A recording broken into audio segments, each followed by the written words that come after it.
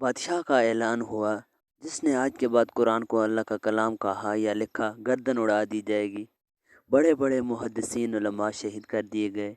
60 سال کے بوڑھے امام احمد بن حنبل رحمۃ اللہ علیہ امت کی رہنمائی کو بڑھے، فرمایا جا کر بتاؤ حاکم کو، احمد کہتا ہے قرآن اللہ کی مخلوق نہیں، اللہ کا کلام ہے۔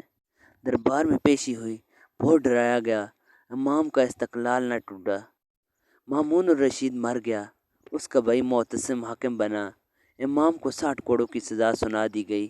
دن مقرر ہوا، امام کو زنجیروں میں جکڑ کر لایا گیا۔ بغداد میں ساری سر تھے۔ ایک شخص شور مچاتا ہوا صفے چیرتا پاس آیا۔ احمد مجھے جانتے ہو؟ فرمایا نہیں، میں ابو الہیثم ہوں، بغداد کا سب سے بڑا چور۔ احمد، میں نے آج تک ان کے 1200 کوڑے کھائے ہیں، لیکن یہ مجھ سے چوریاں نہیں چھڑا سکے، کہیں تم ان کے کوڑوں کے ڈر سے حق مت چھوڑ دینا۔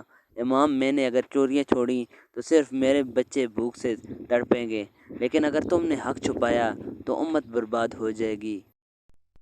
امام غش کھا کر گر پڑے، ہوش آیا تو دربار میں تھے، حبشی کوڑے برسا رہا تھا۔